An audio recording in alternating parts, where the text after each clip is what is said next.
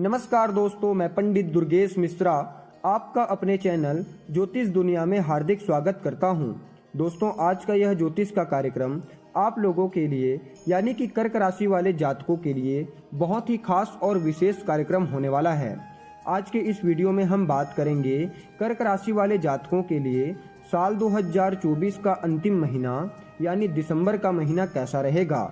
इस वीडियो में हम सब कुछ डिटेल में समझाने का प्रयास करेंगे, यानी आपका शिक्षा, प्रेम प्यार, वैवाहिक जीवन, भाग्य, करियर, बिजनेस, व्यापार कैसा रहेगा दिसंबर के महीने में। आइए विस्तार पूर्वक जानने का प्रयास करते हैं। दोस्तों, यह कार्यक्रम आपके जन्म राशि यानी कि चंद्र राशि पर आधारित है और अगर आप अपने जन्म राशि के बारे में नहीं जानते हैं तो आप अपने नाम राशि के आधार पर भी देख सकते हैं। और अगर आप अपने जन्म कुंडली पर हमसे परामर्श लेना चाहते हैं, जन्म कुंडली का विश्लेषण करवाना चाहते हैं, तो वीडियो के अंदर और डिस्क्रिप्शन बॉक्स में आपको हमारा नंबर मिल जाएगा। आप डायरेक्ट फ़ोन कॉल के थ्रू या फिर व्हाट्सएप के माध्यम से हमसे परामर्श ले सकते हैं।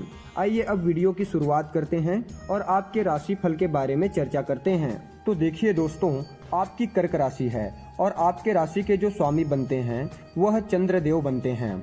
तो सबसे पहले हम आपके स्वास्थ्य के बारे में जान लेते हैं कि दिसंबर के महीने में आपका स्वास्थ्य कैसा रहेगा।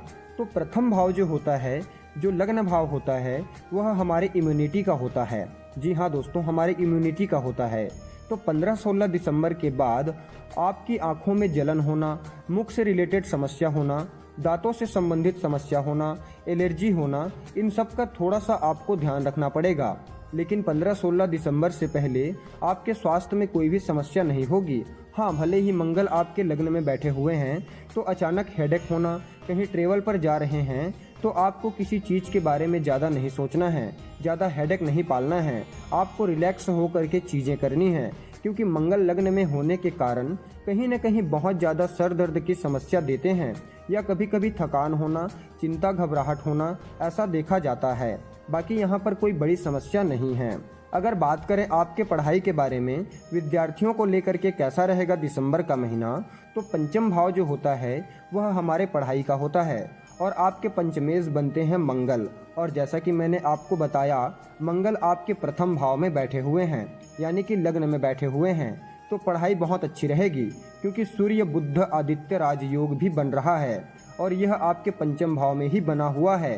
तो यहाँ पर सूर्य राजा हैं जो कि तेज बनाते हैं और बुध बुद्धि के कारक ग्रह हैं और पंचम भाव में बुध का बैठना बुद्धि को मजबूत बनाता है। अगर आपका इस महीने कोई एग्जाम वगैरह है तो यकीन मानिए, जो सूर्य और बुध का योग बना हुआ है यह आपको बहुत आगे तक लेकर के जाएगा। अगर बात करें लव रिलेशन के बारे में, तो पंचम भाव जो होता है वह लव रिलेशन का भी होता है और साथ ही साथ संतान का भी भाव माना जाता है। तो पंचम भाव में सूर्य और बुध विराजमान हैं और आपके पंचम भाव के जो स्वामी बनते हैं वह मंगल देव बनते हैं और मंगल देव आपके प्रथम भाव में विराजमान हैं। तो जो भी आपका सामने वाला पार्टनर है उनकी फीलिंग्स आपके प्रति बहुत अच्छी देखी जाएगी। इसके अलावा बुध के पंचम भाव में होने से जो लोग सिंगल हैं, जिनका कोई लव रिलेशन नहीं है, उनका लव रिलेशन भी बन सकता है। यानी दिसंबर का महीना लव रिलेशन को लेकर के बहुत अच्छा दिखाई दे रहा है। हालांकि दोनों के अंदर गुस्से वाली स्वभाव देखी जाएगी, बाकी तालमेल में कोई भी समस्या नहीं होगी। अगर बात करें मैरिड लाइफ के बारे में, आपका वैवाहिक जीवन कैसा रहेगा दिसंबर के महीने में, तो सप्तम भाव जो होता है वह मैरिड लाइफ का होता है और सप्तम भाव में शुक्र विराजमान है और सप्तम भाव में शुक्र अच्छे हैं। जो सप्तम भाव के स्वामी हैं वह शनिदेव हैं और शनिदेव भी अच्छे अवस्था में हैं। हालांकि आपके राशि पर शनि की ढैया चल रही है तो आपकी कुंडली में शनि खराब नहीं होने चाहिए। अगर आपकी कुंडली में शनि नीच के होंगे, खराब स्थिति में होंगे, तो वैवाहिक जीवन के साथ साथ स्वास्थ्य में भी थोड़ी समस्या क्रिएट करेंगे। तो अगर आप चाहें तो अपना कुंडली दिखा सकते हैं। बाकी गोचर के आधार पर मैरिड लाइफ अच्छी दिखाई दे रही है। आप दोनों के अंदर बहुत अच्छी प्रेम मधुरता रहेगी। साथ ही साथ आप कहीं घूमने जाने का प्लान कर सकते हैं क्योंकि इस महीने घूमने फिरने के योग अच्छे दिखाई दे रहे हैं। दोस्तों, अब बात करते हैं सबसे महत्वपूर्ण टॉपिक पर, यानी आपका भाग्य, करियर, बिजनेस, व्यापार कैसा रहेगा दिसंबर के महीने में। तो आपका नवम भाव जो होता है वह भाग्य स्थान माना जाता है और नवम भाव में राहु बैठे हुए हैं और यह काफी समय से बैठे हुए हैं और काफी लंबे समय तक यहीं पर रहेंगे। तो भाग्य स्थान पर राहु का बैठना थोड़ा सा अड़चन पैदा करता है। भाग्य स्थान पर राहु हैं तो आप समझ सकते हैं, क्योंकि राहु एक पापी ग्रह हैं। तो जहाँ पर आपका काम जल्दी होना चाहिए, किसी चीज़ की शुरुआत करना चाहते हैं, कोई नया काम करना चाहते हैं, कुछ खरीदने बेचने के बारे में सोच रहे हैं, कुछ बड़ा इन्वेस्टमेंट करने के बारे में सोच रहे हैं, तो उसमें थोड़ा टाइम लगेगा, लेकिन काम होगा, बाकी दिक्कतों के बाद होगा, क्योंकि राहु नवम भाव में थोड़े बहुत अड़चन अवश्य पैदा करते हैं।